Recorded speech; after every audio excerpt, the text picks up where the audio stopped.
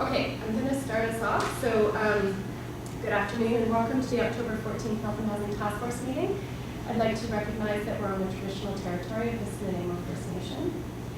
Today's special meeting of the Health and Housing Task Force will be held in accordance with the Community Charter, Council Procedure Bylaw 2018, number 7272, and Ministerial Order number M192, governing open meetings during a state of emergency, and the Provincial Health Officer Order regarding mass gathering events.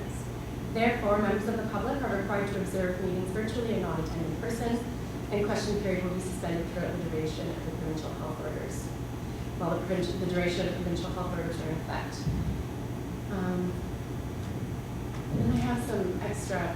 If anyone is on the telephone, would you please state your name? I think we see everybody. We're good? Okay. So, Alina, my understanding, we have some minutes to adopt and we'll get there, but my understanding is that you're going to hold the reins for us today during the meeting.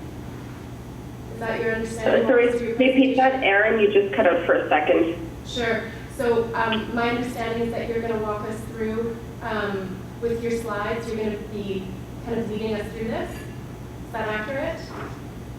Yeah. Okay, great. So before we dive into that then, we just have some minutes to adopt. If I can have those moved, if everyone's reviewed them. Dawn? Hi, Oh, Erin, it's Lisa Murphy. Want to let you know I'm on the call. thank you, Lisa. Okay, a seconder for adoption of the minutes? John McCormick? Peggy second. Thank you. Are we all in agreement? Anyone not like the contents of the minutes? We're good? Okay, thank you. I'm nailing this. Okay, Alina, over to you. You've got some slides for us. Yeah, and that's governance options. Awesome. So before I start, I don't know, Lisa or Karen, did you guys want to just preface this component, or just because of the pivot that you were asking me to do today? Sounds mysterious, but it's really not. Okay, so you've got the slides that Nina's given, and what we've asked you to do is give us a quick recap of the project deliverables, and just remind us what we're trying to do here, and then also look at some of the initial findings that Alina has come up with in terms of how we move forward. So that includes going back to the slide, Alina, where you showed the different scenarios and the outcomes and demand for resources based on how well we coordinate the system. And so just a bit of a shift that way, and an opportunity to work with Alina through what we're trying to do here. And that's really to set the stage for us as we start looking at the different governance options and funding, but reminding us of where we're at, why we're doing what we're doing, and how close we are to meeting some of the project deliverables. So with that, Alina, I'll let you take it away. Did you also want to mention anything about the invitation around the governance workshop? Yes, that's right. So some of you are aware that there's a Health and Housing Task Force working group, which is a smaller group of you who volunteered to help steer the work with Alina. And last Wednesday, we discussed the need for particularly with the funding, that there's several organizations and individuals who haven't been part of the process who are key to supporting the work of the Health and Housing Task Force. And we had talked about last Wednesday trying to get those names together and inviting them even to this meeting. That, in hindsight, was A, too fast, and B, didn't give yourselves as the whole task force a chance to have that discussion in full about who else needs to be part of the conversation. So for some of you, it might be other people within your organization. It might be people that we invited to the design labs. It might be other organizations that we haven't considered yet. So that's another part of the conversation that we thought would be important to have to frame us up for the next meetings that we know will be leading us. So just to recap, then at our last meeting, we had said the October meetings of the task force would essentially be canceled, and then we would be shifting into those two governance design labs. but because folks felt like it was not, we wouldn't be ready today, that's, again, I'm not sure, again, Lisa, if you want me to go through slides that I had prepared for the governance discussion today, because that's not happening until next time now. So is that... Alina wants to go through the others. I think it would be helpful to frame it up so people know what to expect and what their, again, a reminder of what their homework is with their own organizations and stakeholders. So I think that it would be good to go through some of them to prepare people for the conversation and to warm up others who we want to invite. Okay. Okay, so I won't spend as much time as I would have if folks were new to this process, because all of you have, that I see here, have been part of this the whole time, so it would probably be too repetitive. But I'm happy to do some of these components that Lisa mentioned. So what you're seeing in front of you is essentially what I was planning to present, if this was the governance design lab, because that's what we had initially prepared for today. So everything is really laying up and summarizing what we've done to date, laying out the options for the system plan organization, the different options, and then presenting the homework and next steps. And then this would have been followed up by a second lab where people would bring together the insights they gather from their own organizations, and then we could have a frank discussion about which option we would recommend to go forward. So some of these pieces, again, you guys have seen them a billion times, where we are and where we're going. You know that the research began in December. We're now looking at it just about a whole year. And again, we were initially hoping for July. Now it's probably going to take us into November with the election and some of the COVID bits and pieces. This is not in your package, and I'm happy to share it again, simply because the pivot that staff asked me to do, and so they happen afterwards. But this is what's in my contract with all of you, and my deliverables in terms of me supporting you. And by me, it's not just me; there's other folks on my team that are helping me as well. So you remember some of the work that we did and the needs assessment and that document that everyone has reviewed, the engagement that we did in March and are finishing up right now, the actual plan, so the Health and Housing Action Plan, including the financial modeling as well. So we talked about that in May, but staff have asked me to review that again with you guys today, so I'm happy to touch on that as well.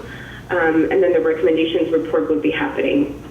Obviously, when we hammer all this out, you've seen some of the emerging recommendations that are being vetted in community. The funding strategy, so the financial modeling is obviously part of that, but so was that social impact audit, so that we understood where all the money was coming from. And that will be touched on again when we have the governance conversation as well. Integrated coordinated access, so you recall the model that we talked about and the various levels of service navigators, our ability to connect the dots between a situation table as well as some of the reaching home components of coordinated access. So that model is written up and is part of that action plan as well. And then the complex needs integrated service model. So you'll also recall the conversations we've had around complex needs capability, and then how we're going to move forward with prioritizing folks that have been failed by the system many times over. So there's a couple of updates there to summarize, which is that the model is going to be resourced by a staff, or not necessarily a staff, but by an organization that's there's currently an RFP to seek, and so that's going to be a key part of actually implementing this. It's one thing to develop a model; it's another one to actually make it live. The complex needs component of that is obviously very much entwined, and the situation table ramp up, that's that's another amazing opportunity to connect the dots between all these pieces. At the last working group meeting, there was an action item that emerged for me to support some of the key organizations that are involved in coordinated access type activities to ensure that everybody was on the same page and comfortable with what is being proposed and how everything related to each other. So those pieces are moving along as well, and I'll continue to kind of keep my fingers in moving that forward alongside many of you that are involved as well. So that's a bit of an update of the key bits that are on my to-do with you all. The whole point of it was to, again, understand what was happening, understand the priorities, come up with our action plan, and then start to move towards some of these implementation bits around coordination, as well as the integration of funding and again, the coming together of this governance component, which is really the big crux right now, and the last hurdle, if you will, before we can wrap up the action plan. So maybe I'll pause here. Lisa, was there anything else that you wanted me to touch on in terms of my priorities and work plan for you guys?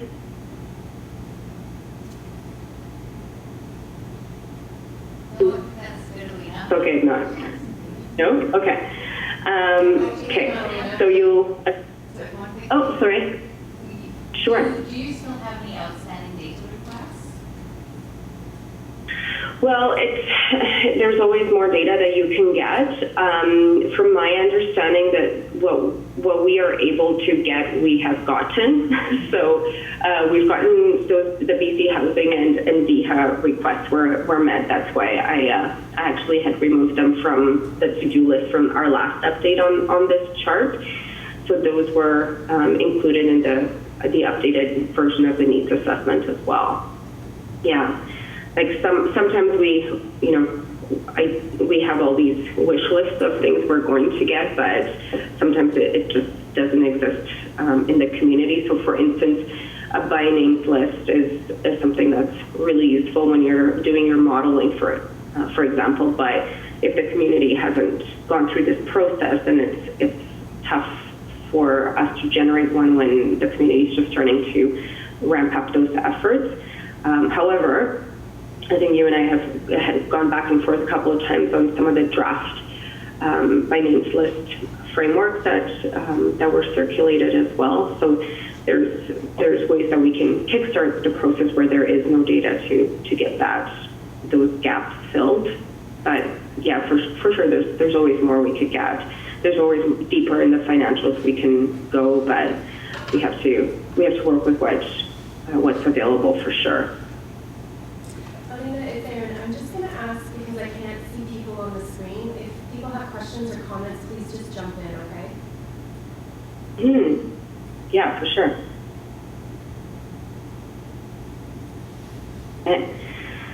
So again, some of these bits, it's going to be a bit of a recap for all of you because you've seen them before, and I keep saying that, but this was designed for folks that weren't familiar with this. You'll recall why we started on this path and the pain points that we had, and these are pre and post-COVID relevant, and you'll know the intersection of these diverse social challenges that have made this a priority for Council and why this work started to begin with. We talked in the needs assessment about the various areas and priorities that were identified and how layered and interconnected these were, and this again came out in the data, it came out in the design labs as well. It's hard to just only work on one thing, you need to look at it holistically. The needs assessment findings, so this is like a 1 page out of 150-page document, and talks about some of the urbanization pressures that obviously are entwined with some of the social challenges as well. Some of the challenges that were particularly highlighted, and you can see it right there, a range from poverty, housing affordability, to educational attainment, and just health outcomes as well. the drug and or the opioid and meth use challenges and demands on public systems because of some of these social issues were highlighted in the data and also in what we heard in community as well. And then, of course, the population lens and some is paying attention to how these issues manifest for different groups very differently. So not wanting to lose sight of the fact that some groups are overrepresented in terms of marginalization. So Indigenous people, newcomers, youth unemployment has always been a key issue, and it's rising again because of COVID and other issues as well. So, sorry about this. We also did an estimate to understand exactly what type of demand we had in the community, and this helps us model longer term what type of capital and supports is needed as well. We had a specific mandate to look at those at risk of or experiencing homelessness when we looked at this piece, although you could technically apply it even broader, longer term, if you wanted to have a much more comprehensive community infrastructure or social strategy as well. But here you can see there's about 6,000 people that we estimate experience housing instability, and about 1,800 or so that actually will fall into kind of traditional homelessness. Not everybody's obviously in need of the same level of support, but it gives us an idea of what this annual flow looks like. And then from here, and I know I always get questions about how you do financial modeling, but essentially what you do is you build a system of inputs, flow through rates, and then you start modeling different scenarios based on diverse assumptions. So the types of assumptions that go into this type of a model include everything from the cost of actually serving a person per year, the different levels of acuity and the relationship between acuity and the level of service, which also has a different cost. The type of migration and growth in these population segments, so that we understand over time what this might look like and what the flow through might consist of when you look at good performance of the system versus okay performance or poor performance of the system. So in this list of scenarios, you can see there's a number of assumptions around time span, and some of the outputs are outlined in terms of cost per year, total cost of delivering, and the type of targets and spaces and numbers of people served. And we ran them. And again, I'm more than happy to do a tutorial on financial modeling. I know it's not everybody's immediate cup of tea, and it's not normally something we do in the social sciences, but it's definitely something very, very valuable to understand, because this tells us a little bit about, if we were to maximize the type of investments that we currently have, is there still a backlog? And if we wanted to serve everyone that was chronically homeless or exotically homeless, this is what the cost might be, and this is where we might invest some of these resources. So we developed this in a lot of detail with all of you in May and June, and kind of landed on this likely scenario where we are we still need some additional funding for sure. And I think this was again not pre-COVID, but during COVID, so who knows what the long-term implications are going to be. But that would still get us to some of these targets and enable us to maximize what we have without assuming that what we have is going to meet all of those demands. But it would require a considerable amount of coordination and integration between the supports that are in place, on top of some additional investments as well. I know there's probably lots of questions on this because I literally have one slide, but I'm happy to answer something right now, or if of use, and I offer this to city staff as well, I'm happy to run just a financial modeling 101, just so that we don't have to put some of you that have seen this in May through the same process. So I'm happy to pause here for a second and see what you guys think. Anybody feel free to jump in. I can't see any faces.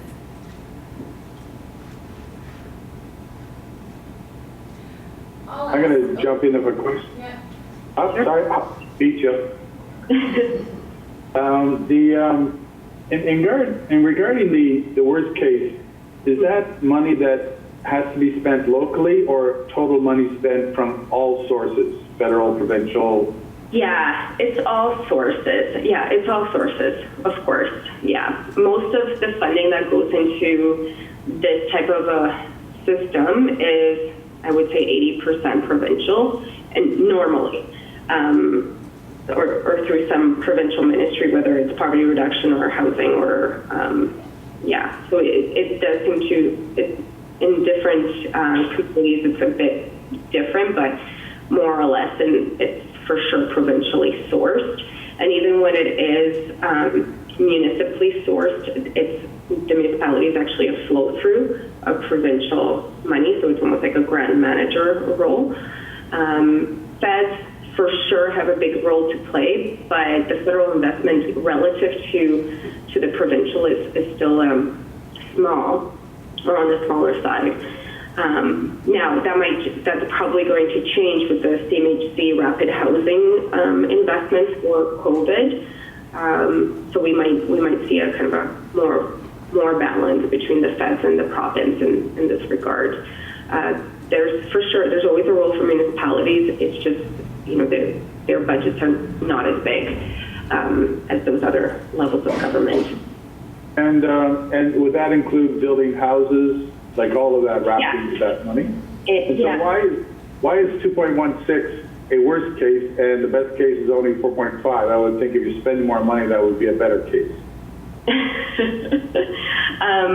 Well, I see what you mean. Cost per year, it's a lower cost per year, right? So it means that you're maximizing your current system. Okay, all right. Yeah. So it's saying like if we were going to let's say take all the money back and start over again and optimize everything, we could get to this, max performance, max output, max outcome. But that's very unlikely because it's very unlikely that we're going to get that mandate from senior levels of government where we can take over contracts and restructure all of this system. So that's why. But it's a really good question. Yeah, sorry, and I feel like you had another question, Dawn, and it escaped me. But. No, that was it. I think Aaron had one or something. Aaron. I just saw John come online. John, do you want to say anything? Yeah, go ahead. Yeah, I just wanted to, maybe this is one of those one-on-one conversations, but how did you factor what were some of the factors that allowed you to differentiate between a worst case scenario and a best case scenario? Yeah, so in the big assumptions that we played with were around access to current stock was a big one. So this whole, can we actually reorganize how the current investments are performing, or the kind of the matching between clients and units.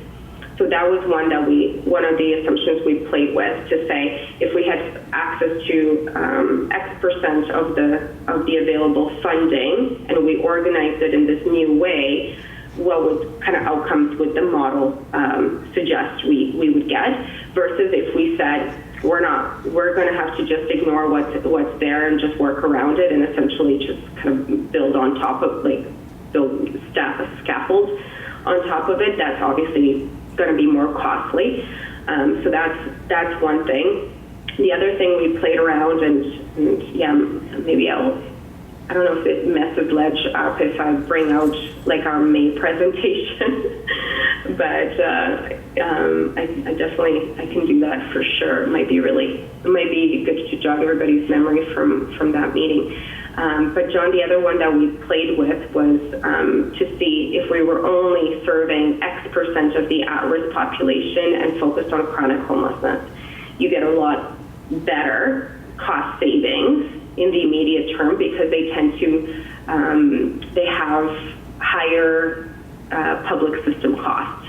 So then the kind of net ROI looks better. But of course, as we all know, then you're leaving certain folks behind when you're only dealing with chronically homeless populations. So that was the other bit. So yeah, there you go. This is our May session, and some of the assumptions that we took on. So target turnover, so the amount, the length of stay somebody stays into a particular program, the negative exit rates, which again, this is an assumption of a pretty well-functioning system, that our negative exit rates, so exits back into homelessness, for instance, would look like this. This is a pretty well-functioning system, so we assumed it was kind of state-of-the-art, which may or may not be realistic, but again. And then these are the operation OPEX and CapEx. So to your point, Don, about capital versus operations, we played a little bit in the different scenarios. Do you guys remember this? Yeah. With like the different pie charts. So to say, hey, if we put in more in support a scattered site versus building new buildings, you can obviously get, there's pros to owning buildings and having that in community long-term as affordable housing, but then it takes longer and it's costlier, et cetera. So there's, in the scenarios, we looked at that as well. So I don't know if you guys remember all this. It was back in May. We can totally go back to it though and spend as much time as you like on it. The big message, of course, is that the more coordinated you are and the more kind of consistent your outcomes are to best practice, the better your results and your cost efficiencies are. But it also all hinges on getting money into the system to resolve some of the backlog, because whether it's best case or worst case scenario, there's still money missing from the system, especially around that complex needs population. Hope that answers. Marina, Somebody question? I have one, but John does too. okay. I think he was giving thumbs up, like he was good. Oh, okay. Thank you. Sorry, John. I just wanted to ask you, Elena, how the social impact assessment shows what our priorities should be for different groups at risk, and what are your recommendations, and how can we better service like Indigenous people? Mm-hmm. And you probably have it in here somewhere, but yes, I do. So let's go back to the other slide. Okay. So you again, you guys would have possibly seen this, and Marina, I'm not sure you were here, but Emmy was, when we talked about some of the planned commitments and priorities, and she gave some really good feedback to especially the Truth and Reconciliation one, because the Indigenous component came out in the data so clearly, and so a couple of things that came out there. Oops, sorry about this guy. And you can see here some of the recommendations that we had brought to the task force before. The one that Emmy really kind of wanted us to highlight is this piece around the Snuneymuxw First Nations leadership around an Indigenous Cultural and Healing Center on and off reserve Indigenous people, and then just ensuring that the First Nations leadership was front and center in some of this work was something that she, that's why you see it in some of these recommendations, more kind of front and center. And then we had debated whether we wanted to break this into different recommendations to weave it through, or whether we felt like it was important to keep it as standalone. And I think everybody's thoughts were that it should be a standalone commitment and just have it as something that was front and center to the action plan. Does that help answer that, Marina? I think so. Marina, you're muted. Does that satisfy you? Sorry, I always forget to unmute myself. I was just really thinking, it's just to understand how this all works, and I know that Emmy and I are sharing. So Emmy was off for a couple of weeks, but even though she works in the office beside me, I barely get to see her. But just really important, and you know, all I have to do is walk downtown and I could see the number of Indigenous First Nations homeless people. And so, you know, I'm just asking, so I could see how this all fits into the whole big plan and what that commitment is and how we're leading the call to action with the Truth and Reconciliation. Yeah, exactly. Yeah, exactly. That's exactly it. I'm hoping this kind of gives you a bit of a sense, and we can definitely take some time and talk through it. The education and awareness piece came out. There was lots of, in the design labs, there was folks that talked about being stigmatized for poverty, but also for their indigeneity as well. The TRC calls to action, even if people didn't say we should do it, it's just what we all should be doing as Canadians. And then there was lots of suggestions around Indigenous-led housing and social support. So by Indigenous, for Indigenous were some of the words that we heard. This cultural healing centers is a place that just advances that approach, that non-mainstream. You know, doesn't have to be all Western for it to be effective. And then some of the pieces around control over funding, as you can see here, and having a place at the table. If we are seeing an overrepresentation of Indigenous people in the communities we're trying to support, then it doesn't make sense for all white people to make those decisions about funding. And actually, Emmy said it really well. She talked about opportunity. Where sometimes we say, well, we need to build capacity, and she said it's actually not about capacity. We need opportunity. How are you supposed to build capacity if you don't have opportunity? So some of the wording here it's changed to reflect that as well.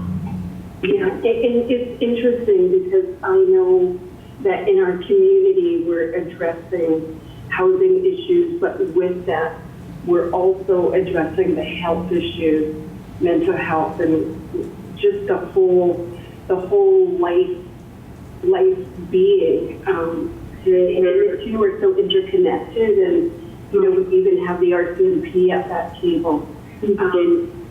So really looking at that, and there's so much complexity. So thank you, and I'll connect with Emmy on this too. Thanks. Yeah, no, of course. Yeah, and I should also remind everyone that all of this stuff is under caveat until we get all of our validation from community completed, and so I know some of the validation is still going on. So I'm sure these will be tweaked between now and when a final report comes to all of you. But this gave the community something to kind of sink their teeth into, so that they weren't just coming ideating without any framework. So those validation labs are going to for sure put some additional spin on some of these ones that we initially drafted. Alina, it's Erin. Any? I have a couple of questions. One, so going back to the slide that you were just on, this has been kind of an outstanding piece for me, and I wish I had voiced it earlier, but I'm curious because, and this is probably a question for the group, because there is we have collective ownership of this project and this document that's being produced, this plan. I can see in the priorities, we've got, 1 to 6 under supporting vulnerable populations, et cetera, but the commitments themselves around ending discrimination and truth and reconciliation, how do we as a group take responsibility for some of those pieces? Like how do we, is that a collective agreement? I'm thinking, they're pretty broad, support Indigenous self-determination and all funding decisions. Like who's going to be responsible for ensuring that we're doing that and that these aren't just words in a report? Well, I think, I can take a stab at helping begin that conversation, but it does come down to, how we structure the implementation process. So you guys will remember we talked about investment and just like I'm going to make this bigger. You can see it. So yeah, you remember we talked about how investment and policy needs to be coordinated so that, left and right hands are moving in the same direction.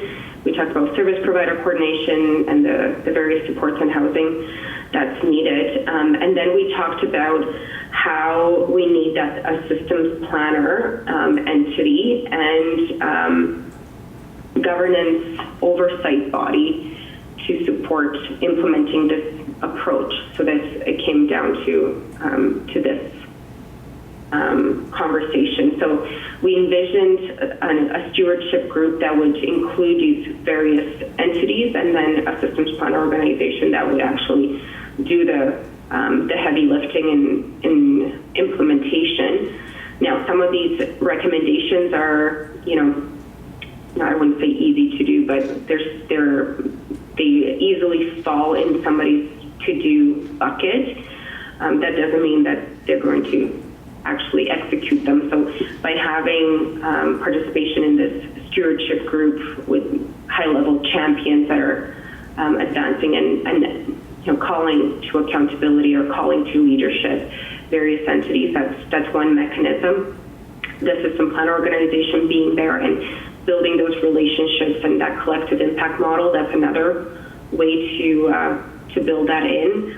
And then there's all these kind of, I want to say, bureaucratic ways, but things like adding certain requirements to RFPs. So your point about funding decisions and Indigenous equity in funding decisions. So what I've seen done is funders, for instance, having requirements or targets of how much of the funding goes to Indigenous-led entities, and that needing to have parity between that funding envelope and the population that's being targeted with that intervention. So there are some of these performance management QA processes that can be implemented to enact what seems to be a big idea. I think with the TRC, the big critique that I've heard that we as those of us that are supposed to be doing it, we haven't done the work to do the implementation, and we keep saying, well, but tell me, Indigenous communities, what should I do? And it's there. Do the work. That's your job to figure out. So we keep kind of putting it back, and it's on us to figure it out and try it and try these different strategies. It might work, it might not work, but yeah. So sorry, Erin, I'm going on a tangent here. Other people might have some good ideas as well. On the financial modeling piece, the most likely scenario, the best case scenario, et cetera, presumably, so there are actions within that that's going to allow us to say whether we're meeting our best case scenario targets. And are those going to be linked directly into the actions in the report? So if you say, Yeah. we're aiming for best case scenario, here's how you get here. Yeah. Okay. Yeah, so they would say, yeah, so for instance, a target might be house this many people within year one and maintain housing stability at X% as a target. That's the only way you would actually get to those outputs. And, you know, to be fair, it's going to be a moving target because, like I said, you're probably not going to get all the money that you need. And you might not even have some of the performance measurement systems in place to even know whether you're getting there or not in the first couple of years. But it's something that you build towards. So yeah, the model is something you can play with to say, you know, am I on track or not? Just like in any kind of business exercise where you're building a strategic plan and then you've got some targets and some assumptions, but then you can, you know, something happens in the environment or a new opportunity emerges and you can plug that in and see, well, what will this do, right? Or you have a new inflow that's something unexpected. What does that mean for my target? Well, it's probably not realistic to say we're going to achieve this without it. We got no new money, so we got all this additional pressure. So what that's going to do to my, you know, outputs this year is X, Y, Z. But you need to be able to kind of trace the logic and tell the story. That's what this system plan organization's job would be as part of that, which is very similar to what would happen in private sector as well. Okay. Thanks. Does anyone else have any questions? Nope. Okay. I don't even know what slide we were on, Lena. Sorry, we went down a rabbit hole there. That's okay. That's okay. It's all good. It's all good. Like I said, when you guys have your systems planner organization as well, I think this kind of approach, this is good technical assistance for them as well. So, you know, you want to make sure that they know the ins and outs of this work. Okay, so where were we?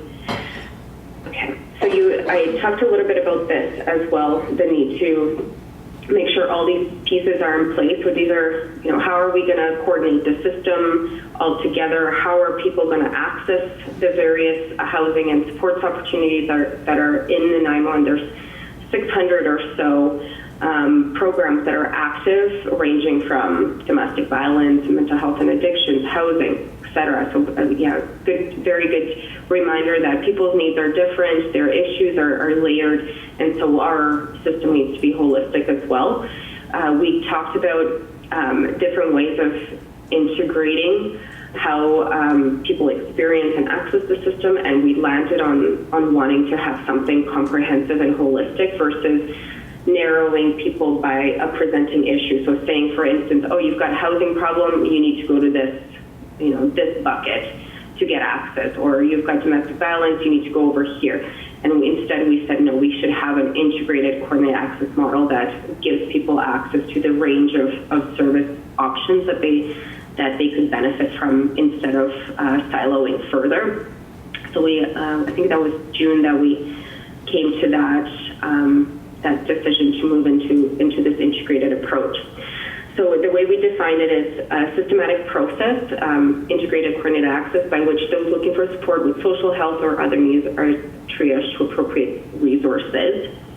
And then we defined that further into digital navigation. So we, of course, I have a vested interest, and this is Help Seekers, and this is how I actually ended up working with you guys. Is Help Seeker was the systems mapping platform that was brought in by United Way last year with the coalition, and then that's kind of how we ended up connecting because we were doing the systems mapping here. So digital navigation, whether you have Help Seeker or whatever, however you want to do it, it's important that you have navigation. That's how most people tend to cruise for supports nowadays. We also talked about the need to leverage community locations and that are already where people naturally gather. And that doesn't only include the new navigation center, which is awesome because it was one of the recommendations, but there's also natural locations in communities, community centers, community health, primary care centers, schools, libraries, recreation, and other community association neighborhood spaces that should be sites where these can access supports and navigators. I'll remind you what we mean by that. We talked about these integrated service tables, and situation table is an example of that. That's focused on justice-related issues, and we have lots of examples of how these work, and again, I'll touch on what that means, but there's obviously some cases where the presenting issues are so layered and complex that it merits bringing people together to figure out the best way to move a case forward to good outcomes. And then we also talked about a range of navigators, so people that know how to access and how to support others to navigate a pretty fragmented system as we work to get it more streamlined as well. And we talked about that needing to be something that we train and mobilize actively in the community. It's not going to just naturally occur by itself. If you guys will recall that there are folks that are probably kind of the yous and me's, that the teachers, the social workers, the nurses, et cetera, that should have information about how to access social supports and housing supports in the community. And we need to give a baseline understanding of navigation that's consistent to a whole range of groups in this level 1. Level 2 might be folks that, let's say, are serving that counselor role, or an outreach worker, or somebody that's much more involved in supporting more complex situations. And then we've got level 3, the Uber navigators, folks that are really specialized in working with multiple systems and layered needs at that individual level that need to be pretty highly skilled. So we talked about needing to build that capacity in the community to deliver this in a consistent way, and that it's the same message everywhere somebody goes, so people are not given mixed directions depending on who they talk to. The by names list, and this is something, Lisa, by all means, jump in on this. This was what we borrowed from other communities that are working at integrating their police and health, as well as housing and homeless systems, and the ability to actually connect the dots between all of these. And it doesn't mean that everybody does everything, but it does mean that there's an effort to layer the list and look at where best to have a lead case manager, and what the role of police might be in a situation. Ideally, obviously, the ideal situation is that it's resolved without justice intervention, but obviously sometimes that's not the case. So we talked about this, I believe, in June, July is when we landed on needing to have a table in place to connect the dots on folks that might be on different lists at different times, but we actually need to have a process to connect the dots. And so this is part of... Anna? Yeah. Fletcher speaking. Question, what do the numbers represent in those columns? Mm-hmm. Like, I'm looking at line 22, you've got 212 in there. Oh yeah, no problem. So on this one, and this is not your guys', so this is from another community, and this is how they decided to run their by names list. So there's not like this is how you need to do it or anything. These are instances. So this is this individual, ED78. Obviously, these are all fake names, but in this situation, it's how many times they use the supervised consumption site that particular month, and then what these guys decided to do is they said their number one priority, this is Lethbridge, was the supervised consumption site.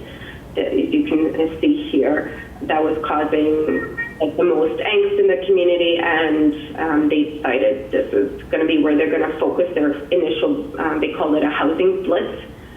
And so they, as you can see here, you can have, this is police service, this is supervised consumption, this is Intox shelter, this is their homeless shelter, DOT is their outreach program, like needle street level outreach, jail, EMS, community paramedic, and hospital.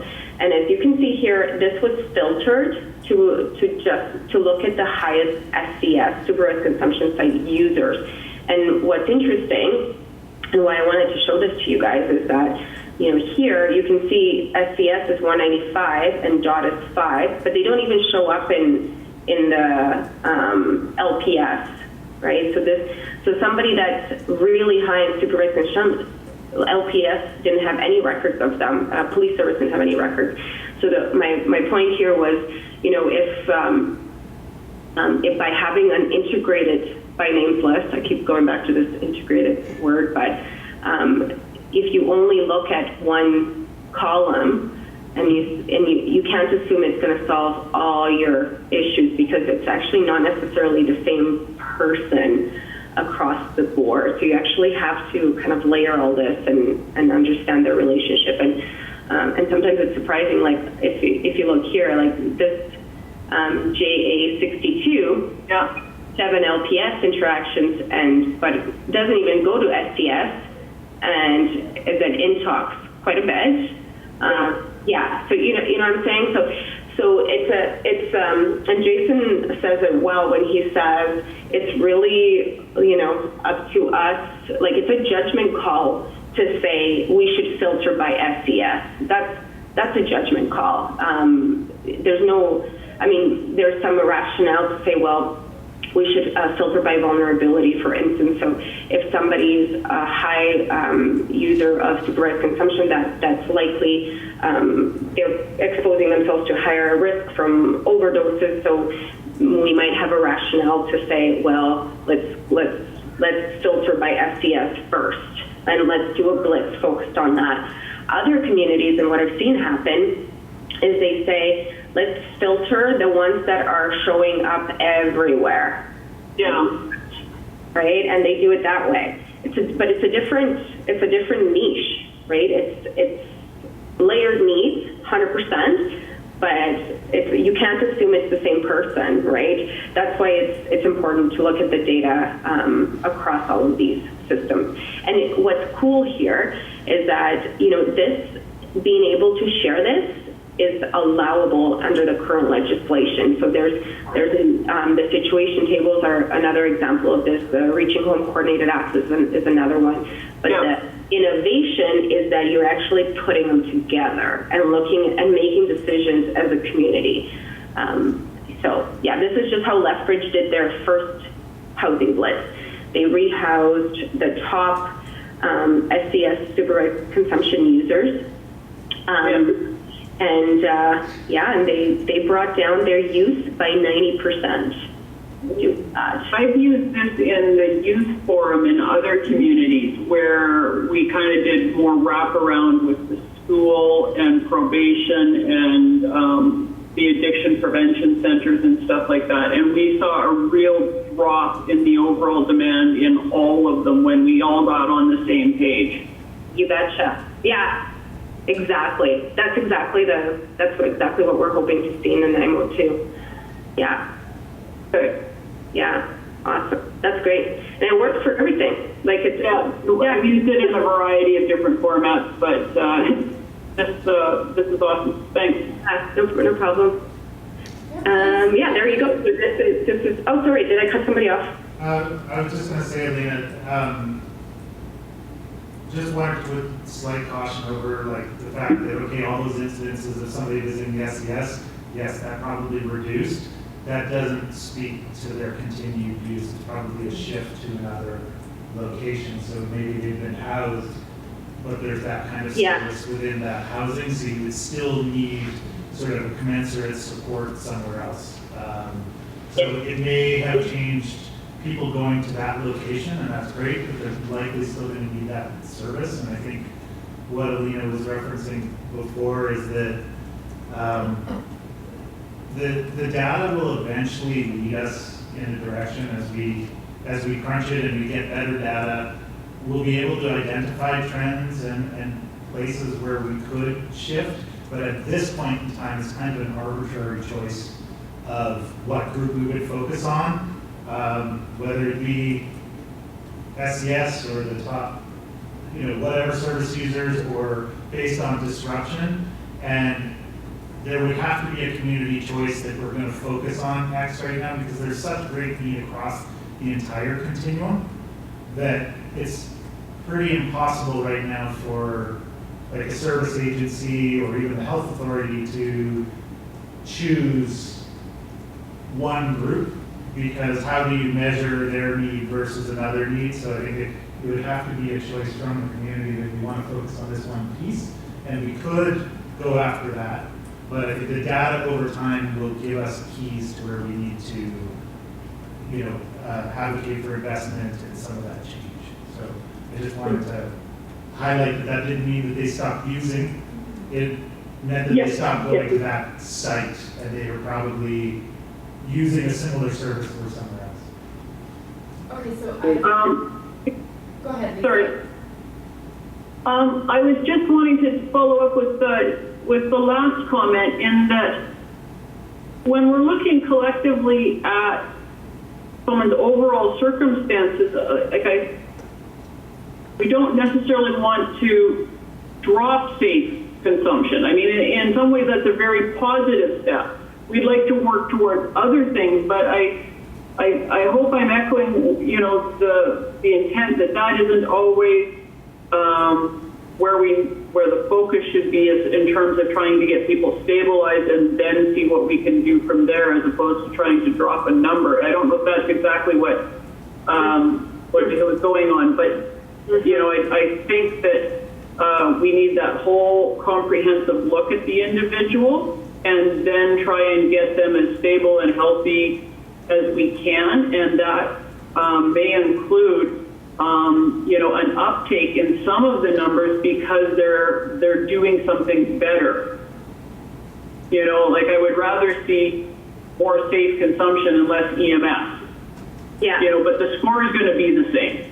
Mm-hmm. But we really need to have everyone bringing forward their people, because if we only know one picture of it, then we don't have a full opportunity to try and find a solution. If we don't have everyone sharing the info, we can't tell if we're making a difference, and we can't tell if we're trying to put our limited resources towards the people who are most likely to get the best bang for our buck on it.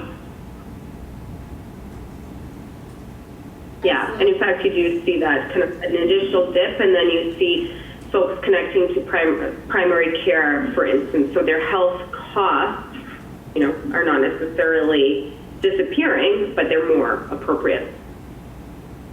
Alina, could I follow up on something Jason said? And Lisa, I just want to thank you for your comments there. I think you nailed it. Everything I'm seeing about this report is that the better coordinated we can be, the more chances of success we have. So to that point, hearing from you, Jason, that the data is going to guide us and where we want to focus, and that's going to be a collective decision. What data are we basing that on? Who holds it? Who contributes to it?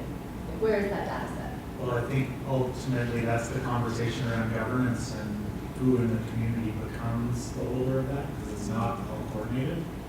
Through the coalition, obviously, we're taking. I think the other piece to note too is we're not going to go from 0 to 100. It's going to be an iterative process. We'll get people to buy in as best we can, and then we keep refining it, keep inviting more, keep refining it. And then that information gets shared out to all the different tables that do get created. So it's not something that is an immediate piece. The only part that I can speak to from the coalition side is position that there's a call for proposal out for right now. there will be a beginning of somebody in the community will be taking that on to start building those processes based on Dr. Turner's work, based on others in our, in Canada and North America's work, demonstrated work. And I think the intention of the coalition's call there is whatever agency takes it on right now in the absence of our governance model and what we're going to do next, they have to take it on knowing that they're just helping build the foundation, and they will hand that piece over to whatever the next entity is or whatever our progression is in the community, wherever that lands. So before the end of this fiscal year, end of March, we will have movement on putting in foundational pieces towards this, but we have to be aware that it takes time. I mean, Alina could probably talk about how long it took Lethbridge, and they were super motivated and threw some money at it, but how long it actually took them to even get a rudimentary list out before they got to the next pieces. Because right now it's kind of, it's not all connected. We have to connect. And we have to have, right now, everybody's doing it off their side of the desk, or the pile that's fallen off the desk. To try and keep it forward, we need to have individuals in the community that's their primary job to herd all the cats, to get everybody around the table and have the right information. Okay, so that data set will be built out on the SCA position. Yeah, that's step one. Okay. And then, so I have another question, Alina, if I may.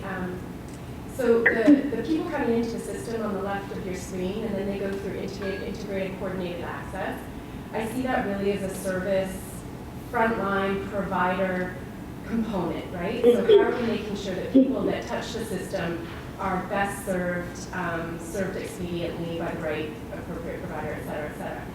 So that's the position that's currently out with the RFP. Now, the investment in policy coordination, that's more about ecosystem design, correct? And that's going to be supporting that integrated coordinated access, but also doing the policy pieces around it. So integrated coordinated access is primarily more frontline, and the ecosystem design you're seeing is more organizational, structural governance pieces. Yeah, okay. Exactly. So when we think about this systems plan organization, this body that's going to drive all this forward at that higher level, we see them in this square, but not by themselves, right? There's going to be, BC Housing, Island Health, like the city, etc. But they're playing in this bucket. And then you've got the service provider coordination, so the coalition and its iteration is they're going to have a lot more to coordinate than just ICA. But ICA itself is really a service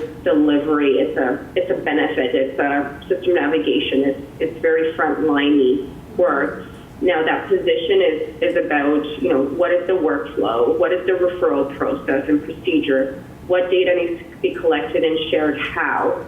At this level, you don't care about A, B, C, D person, X, Y, Z. What you care about is like, what's the inflow, what's the outflow, what are the barriers, what policy levers do we need to maneuver, and who's playing well, who's not playing well. That type of strategizing is over here, and obviously there's a connection between these two, but there's still a distinct role.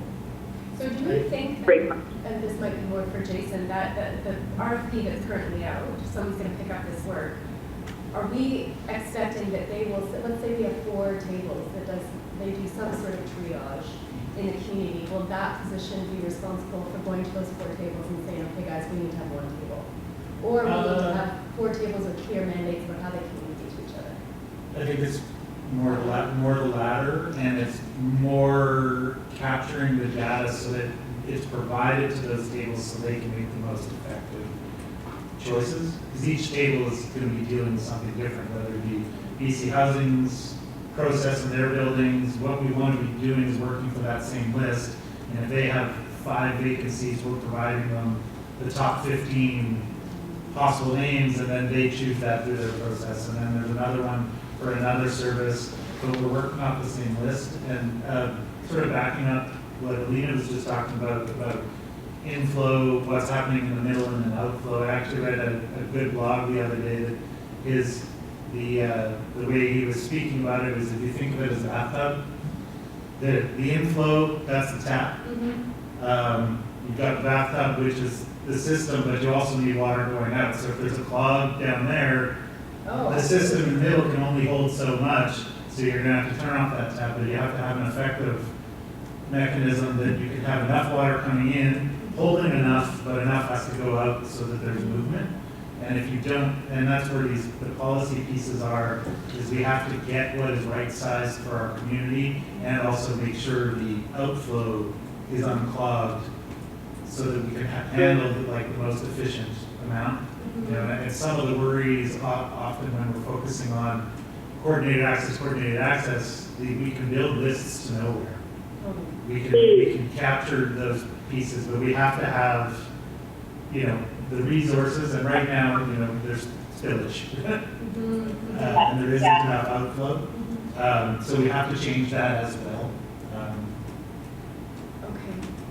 Yeah, so I get all of that, and I appreciate that, and I want to know how to fix the outflow piece, because that really is where I see the city traditionally, like how are we building housing, how are we advocating for supportive housing, et cetera. So just acknowledging that that seems to be a tension point for us. If we don't know how many people are going into the system and how they're faring in that, you know, air quotes system, and leaving the system because they've been well supported, then we're building lists to just have lists. But but I think that is the importance of looking at it like this and how it is all connected, because we can only make decisions based on what we have right now. And I think what we're proposing is better methods of having our finger on the pulse of what is actually needed, you know, matching the demand, you know, it's basic economics, it's supply and demand. So we're hopefully going to have a more coordinated way of telling the narrative and the meat of our story, so that we can take that to the board in Ottawa and advocate for the right things, not just things. Yeah, and start like with 5. Like I think we started with 5 in Westbridge. You know, it doesn't. You don't have to solve all of the issues. You just got to get going on something. Cool. All right. So where were we? Alina, I'm sorry, I did have one follow-up Sorry. question. So Yeah. The integrated coordinated access, we obviously know that our plan and our work hinges upon not, you know, that this goes well. So we understand what the problem is to get people into the system, we triage accordingly. So do we see that RFP, that you've identified core ICA components as digital navigation, locations, integrated tables, and system navigators? Will the person that collectively, or the Homeless Coalition is saying we want to put someone on this to give someone their job, are all of those components going to be part of what they do? Should be.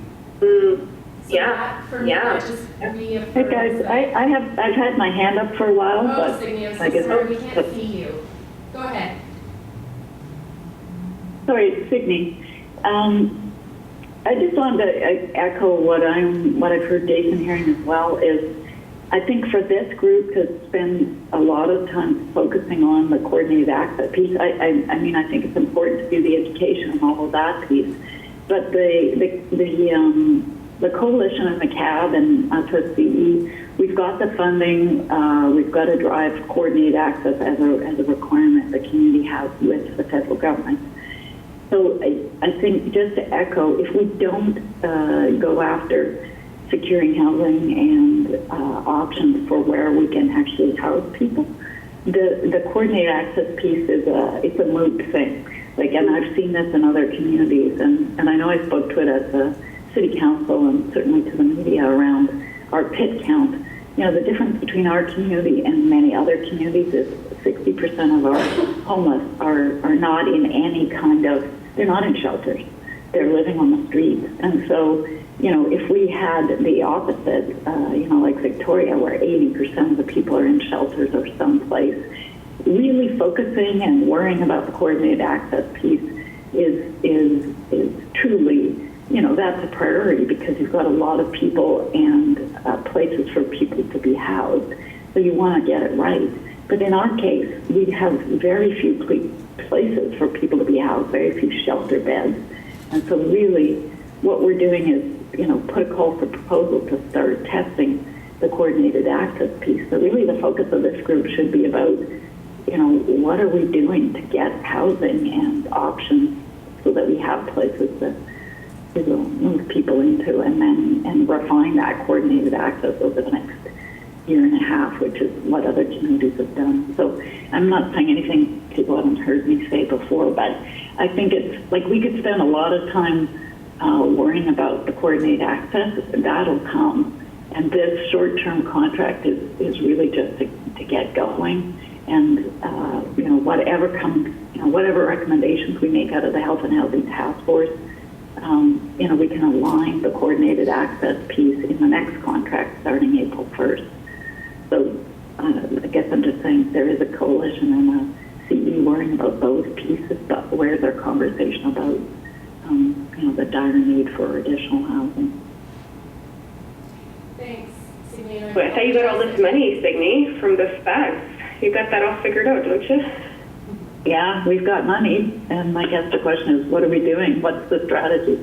Well, I mean, I could fill your boots on what to do with it. I think you can't really go wrong is what I'm seeing in the NIMO. You need ICM, you need ACT, you need rent subsidies for some of this rapid rehousing work. So, but you're going to burn through it pretty quick and still have a backlog. So I think you're bang on that.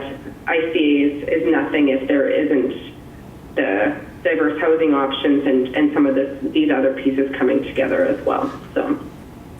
Well, and the new funding is just for between now and March 31st, right? Yeah. So we haven't got a contract yet, but we know there's others on the call, I think, today from the feds as well. So, or maybe not. And so, we will have COVID reaching home funds to invest and in short order, but it's just for services and solutions between now and March 31st. So that's a short-term piece, although it's good. And Now the other thing that's going to be happening is that magical $55 billion CMHC investment, and Nanaimo having such a strong voice to get your piece of that $55 billion is going to be really important as well. So this mobilization, this leadership, the Council of Champions, or however we're going to position this, having the ability to take advantage of those opportunities and leveraging your business community as part of that expansion is going to be really important as well. So you've got opportunities on the table, but sometimes it's actually putting the deal together that seems to be a barrier for communities that let some of these go by, and another community will receive the funding, but you might not.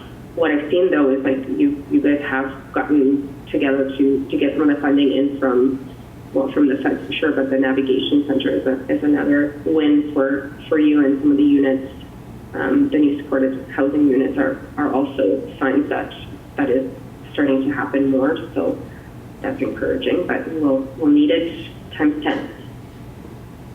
Okay, so conscious of time, I know we talked about the directions last time.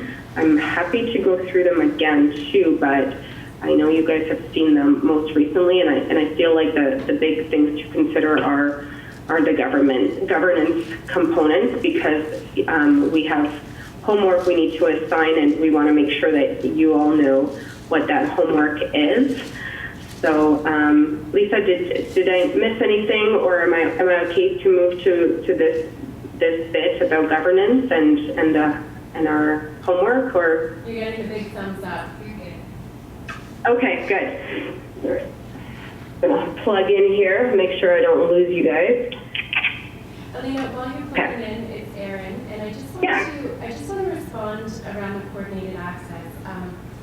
because I feel like we have a lot of opportunities, especially when we're not in the same room, to kind of mishear each other. And my questions about coordinated access are not to say that there's worry or concern. It's just, if we're having a governance discussion, I really wanted to be clear about what it is that that role is going to do and what we're hoping it's going to do in the future. So if the city, that's why I clarified integrated coordinated access is really within the community. And when we do, if and when we do that well, that's going to make our system work overall much better. I don't want to give the impression that there's a management of integrated coordinated access or a move to do that. It's just my clarification as we're going through this, that's a community piece, and that community piece is integral to the success of this whole plan. So just want to be really clear about that. Thanks, Erin. Yeah, definitely. So again, the refresher here is we talked a couple of times about this, but for those of you that weren't here before, we said that the mandate of the task force will be completed once we kind of provide council with the action plan, and our mandate will be complete. But somebody is still going to need to steer the ship at that strategic governance level. So we're recommending that it probably won't be this group, but it might be a future iteration of this group that's going to support the implementation of this action plan. So back to your point, Erin, about how are we going to make sure that we're holding ourselves accountable to this.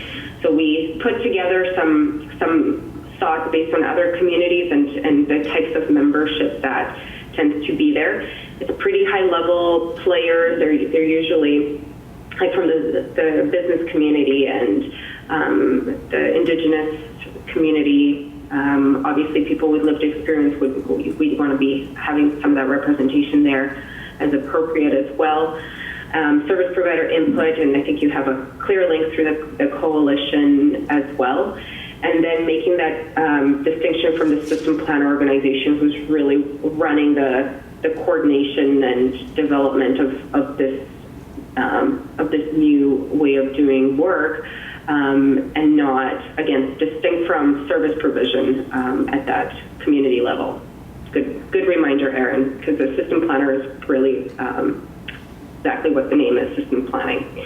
So the systems plan organization has a key role to play when it comes to innovation, capacity building, convening these diverse voices and stakeholders, making sure that everybody's moving in the same direction, uses a collective impact model. If you've ever heard of that before, backbone organization is what's used in those conversations.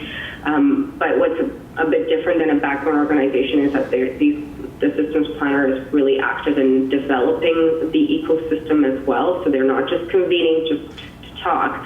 They're actually driving some of these actions forward. They're coordinating funding as well in some cases, and bringing people together to make these deals happen in real life. So that's the kind of next step in the implementation of the plan, and we wanted to, of course, put some recommendations forward as well. So the revamp of the task force as the stewardship group, and having that implementation oversight. We talked about it still having a formal link to council, but not to exist at the sole discretion of council. Talked about collective impact and implementation roles, transparency back to the community as well. So having a mechanism to report back will be important to ensure everybody's up to speed. And we hear this already, that people, are putting recommendations into our design lab process, but they're saying, well, how am I going to hear back? What's happening with my input? How do I know we're making progress? So there's a role to play there for this group as well. And then we talked about needing to select a lead systems plan organization to support this coordination. We talked about it being locally embedded and Nanaimo focused, having those relationships in community to be able to maneuver some of these actions, but still being, have the chops to also have conversations provincially and federally to make sure that what Nanaimo needs is top of mind for decision makers as well. We also talked about the cost sharing of something like this. It's for the entire community. It's not just benefiting one party.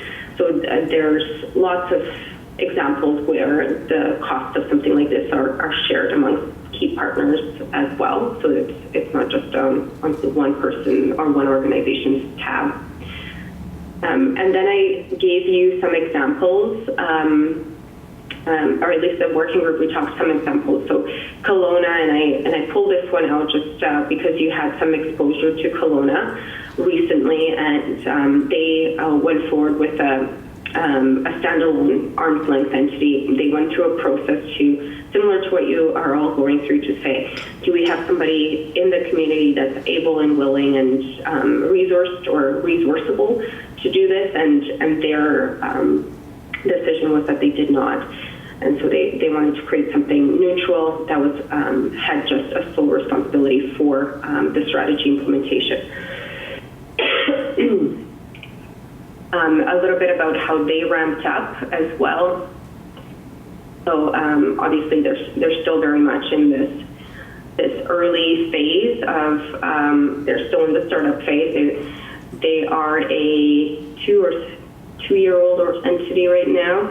I cautioned you before about the standalone needing a longer ramp-up time sometimes, because you sometimes get caught up in all these initial activities and you don't get to the work, which is why things like the RFP for the ICA position are already out, so that we're not holding up the service level work because of some of these policy coordination bits. They're all really important, but it doesn't have to be so linear. We can do some things at the same time, so we're not wasting time and waiting for approvals and paperwork.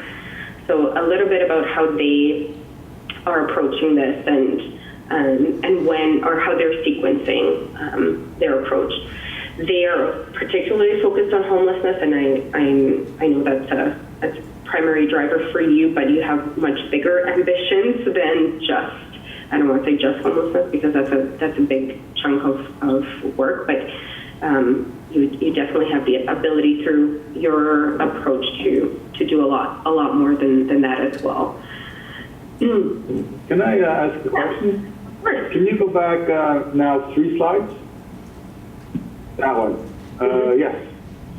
How does this entity, this group, this organization, make sure that key partners are doing their part? That's a really good question. So I was the VP of a systems plan organization in Calgary for 7 years, and that was our number one problem, is that we, as the arm's length entity, had this job of coordinating and helping get people on board. So there was a lot of cajoling, there was a lot of coordination, there was, in some cases, we had funding relationships, so it's a lot easier to, tell somebody what to do when you're holding the contract. But it's a real challenge when it comes to coordinating with, let's say, city council, for instance, or ex-ministry, because you're really you're not in a position of power in those cases. So what you actually have to do is have a pretty solid lobby strategy with decision makers, build their relationships, but then also, have an advocacy approach in place as well to get that going. The way we did it, and there's obviously not one way to do it, is that we would lobby to ask the statutory entities to formally support the action plan on homelessness, and then we make specific recommendations. And what this means for you as the Ministry of Seniors and Housing is that Calgary should get this much money to implement. Of course, we never got all of it, but we did get a lot. So in Alberta, we went from $0 in Housing First to, I think we're at like $90 million per year now across 7 cities. So it's doable, but it was a very deliberate lobby effort with political and administration key stakeholders. So I don't know if that helps. Well, the Alberta model is they have a bit more money because the money is given to the cities for these issues, whereas we don't. It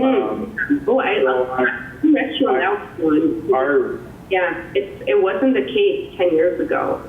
It is now because of this lobbying that happened. Initially, the money didn't even exist. There was no investment in homelessness. I think it was, maybe $500,000. Then it went to $5 million under Klein, and then it just blew up from there. But and now Alberta's really broke, so we'll see what happens. So I'm just wondering, like what sort of carrots would this organization be able to have over? I mean, I'm going to assume everybody's going to sign an MOU saying what they're going to do, what their plans are, what their expectations are of the other members. But other than that, there isn't really much to say if someone just doesn't want to play, they just don't play. Yeah, I mean, you can do the public shaming. Ottawa does that, where they do a report card to say, here's the community's action plan on homelessness, and here's what the city did, here's what the province did, and then they kind of do that strategy. That's not always the best, but it's also, I don't know, it's good advocacy at the end of the day, and making these cost efficiency arguments, being able to demonstrate value to those decision makers. I don't think any entity can make anybody do much, especially when you're talking to the provincial and federal government. I don't know. You probably know a lot more as a city councillor than I do on this stuff. Well, I'm just hoping that that the organization is more powerful as a group than it is as individuals, and that's what holds everybody together, like a great big chunk of coral. Yeah. It's more powerful and has more sway as a larger entity than individuals. That's the hope. But yeah. Sorry, Jason had some. Yeah. I agree with that, Don. That's one big part. And would you not say, Alina, that if a lot of the investment to our community was flowing through an entity like that, and you had to be part of that collective to access that money, would that not be a large carrot for those entities? If it's being driven to our community in that manner, that's how, as an organization, you get access to pieces that were coming into the community for that plan. So it's a good idea. I've seen that work. It requires lobbying to make that requirement come with the money, but yeah, it can definitely work and kind of force alignment. Just throwing an idea out there, so our $900,000 Reaching Home funds that come through and are distributed through the Homeless Coalition and kind of shepherded by the United Way, is there a scenario where those funds go to this outside entity, and then people who want to play the game sign on to an MOU saying, yes, I'm going to share what I can share, and we're going to have common tables of triage, and is that what you're imagining? I mean, that would ultimately be it, because everybody has to. Because there is no carrot with those Reaching Home funds, right? Well, not the Reaching Home funds are actually minimal compared to what we need in the community, but they are a piece of what goes there. But they're what comes in right now. So yes, we need to give that entity some power in. Yeah, I would agree that that's where those funds should go, if that's the community is coalescing around something like this. I do absolutely believe they should be in concert with everything else. But I think this has been the issue for a lot of years, is people make this assumption that we're getting tons and tons and tons of money through this, for the federal government. We get very little when it comes to actual programs through that source. And we need the biggest problem that I've seen for years is that it is that sort of assumption, but it's not bearing out in reality, and we haven't been going to find other ways to bring funding to the community. It's just, if you look at it, there isn't much there.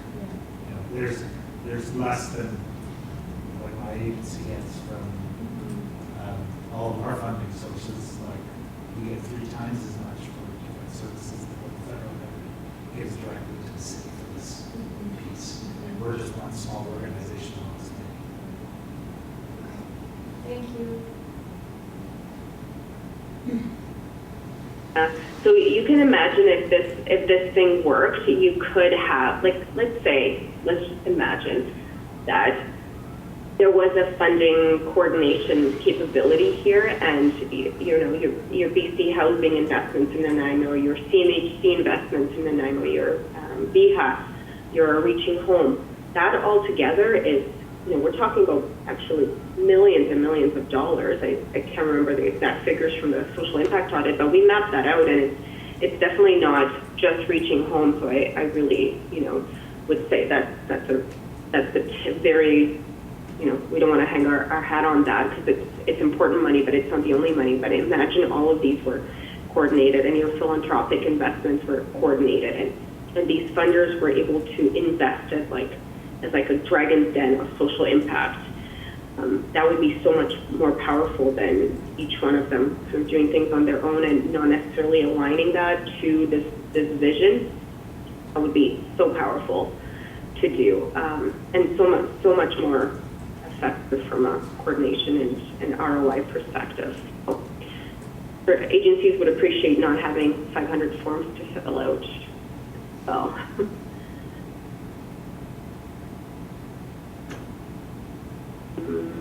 Yeah, so we always get questions about how much does it cost to run something like this, and again, I'll tell you like the cost of an arm's length and say it's always cheaper to piggyback off of an existing entity, of course, depending on what kind of resources they would be able to contribute. So for instance, things like back office, HR, admin, secretary, office space, if you're kind of latching onto something that exists, it's going to be less cost, but a community that's, bigger in size but smaller in scope, you can see there that they're looking at about almost $1 million when fully ramped up. And again, they've got some city contributions that I know some folks wanted to know, like what's the city's kick in some of these cases. Sometimes it's bigger, sometimes it's smaller, but this one was funded primarily from a philanthropic investment from the Kelowna community, but it can come in all shapes and sizes. It's a relatively small amount when it's spread out amongst different entities, but I do realize it's hard to justify money that goes away from frontline services. And when you're talking about coordination, it's sometimes a tough pill to swallow when folks are needing that support on the streets. So something to consider as well. And can I just ask a question? Can you shorten that timeline by throwing more money at it? Yes. For these guys, this is how they wanted to move along it. But yeah, I mean, of course, I'm scaling our shop here, and the more people you have, the faster you can go. So yeah, of course, and then there's certain things that come with scaling quickly, though, which is sometimes your processes are not in. You're not necessarily like doubling up by doubling the money because you still got to do some of that ramp up stuff. But yes, in theory, yes.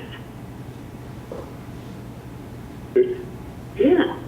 And then this is, I just put on the other side how they transition, because I think that'll be something to consider for you guys as well. And the kind of the committee said our mandate to council is finished. Now we need to actually move to this new entity. So they established a very small, I think it was like a 6-person working group, so similar to what we currently have, that worked on getting the terms of reference for the new stewardship together, the funding arrangements, and found somewhere to host the space and made some of the hires, the CEO hire, etc. And kind of got some of this ramp up going in the first 6 months before this new entity kind of got up and on its own. So just a couple of things to think about there as well. And what else do we have? Oops, yeah, your turn. Yeah, and then here's the homework piece that we're hoping to have for making a decision on which way we're gonna land on this. And it's something that we're having to ask these entities. Oops, sorry guys, keep something like that. So all these entities have to do some thinking about whether, again, is this something that they fit in their current roles? Can they do it? Do they want to do it? Do they have capacity to do it? They might not have capacity, and so they might need additional capacity, and that's obviously a consideration. And we listed some of the key responsibilities here, and just as a guiding framework for the various entities to think about. So we've got the coalition. These are do we expand the role of an existing entity, or do we have a new arm's length entity? So the coalition, the United Way, the City of Nanaimo, BC Housing, Island Health are kind of our existing entities that could potentially do this. I'm sure not all of them are keen and putting up their hands, so it might be a moot point with some of them. But again, this is what we identified. And then we talked about this arm's length social development entity that could take this on. And then last time there was the motion of this merged economic and social development agency, and we talked about that at length last time. I did a presentation to the Economic Development Task Force, if that's the correct name of it, just to get them briefed on the conversation. And there seems to be definitely some interest in exploring that as a next step. So between now and when we give you guys this action plan, we would like to have one of these named as the entity that's going to run with this moving forward. And that's kind of it, because now it's all over to you guys, because it's about how do we arrive at that decision between in our next couple weeks here. I'm going to start off with a question to Jason and John. Where do you see your two organizations in this? Because you're not on the list, and I know you guys are doing a good chunk of the work. So, how do you see yourself fitting in this part of it? It's a very big question. Mm-hmm. When to start? You could be. Discussions about this. We try and figure out. We have, like every other organization, we're not actually that. We're not a large organizations, and we have service contracts that we are signed on to deliver, and at the same time, we recognize that we are part of a large network of agencies that spans across the country. We do have resources that are similar to maybe United Way and Salvation Army that we can deploy to a certain extent using some of the resources that we have. And I mean, some of the reasons that we have Alina here is partly because of Jason's network of agencies across the country. I think that, we're, well, certainly from my perspective, we're open to any ways that we can assist in this process. I don't feel like we have sort of any kind of empire building, wants or wishes here. From our perspective, we're just trying to help it as best we can with our limited existing resources. I don't know how to really answer that question, Don, but I think we're open to having conversations, as I'm sure Jason is, and he'll obviously isn't shy to speak up on these things. So from our perspective anyway, the John Howard Society, we're happy to participate in any way that we can, and we're happy to consider how we can help out.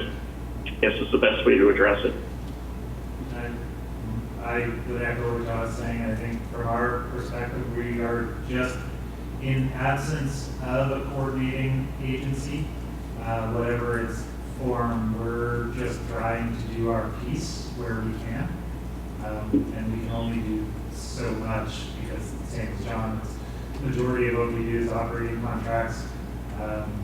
But we do view it as a really, we're at an important point right now. We have some really new opportunities in front of us. And it's a good thing that we are, because the need out there has grown so much.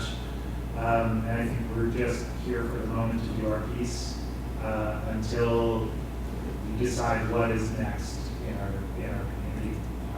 So most of my time and energy that I give outside of our agency is to the coalition. And although we're not named there, we're members of the coalition. I am one of the co-chairs, and these are conversations that we have with other agencies. So I think that's where it is at the moment. Yeah, I'd also say that, as sort of holders of contracts, and part of that, the sort of collective calculation that Alina has put together about where the funds are going to support the work that's going on here.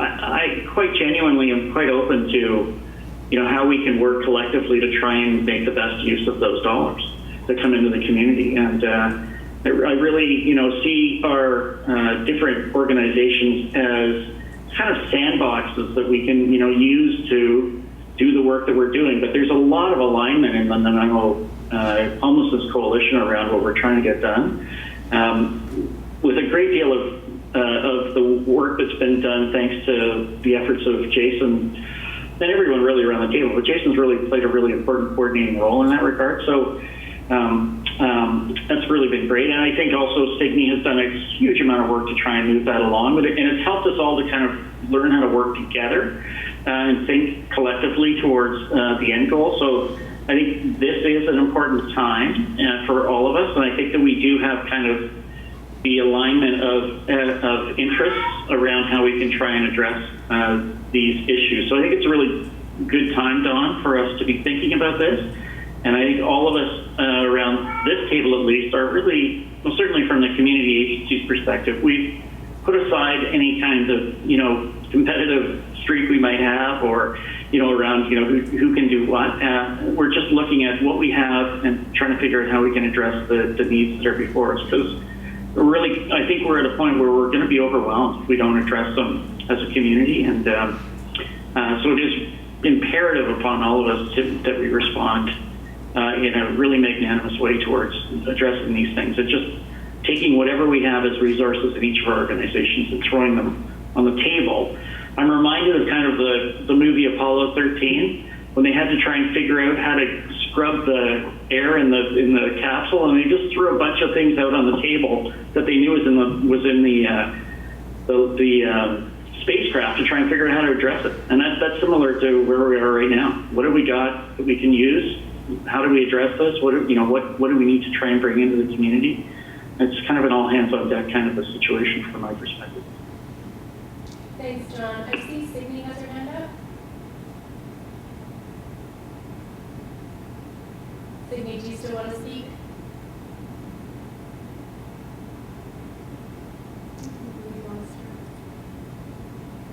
So, Lena, what would be most useful for, we have 15 minutes left. What do we need to leave this room with? Well, it's the conversations that need to happen and who needs to be part of them to make this, to essentially fill out this chart.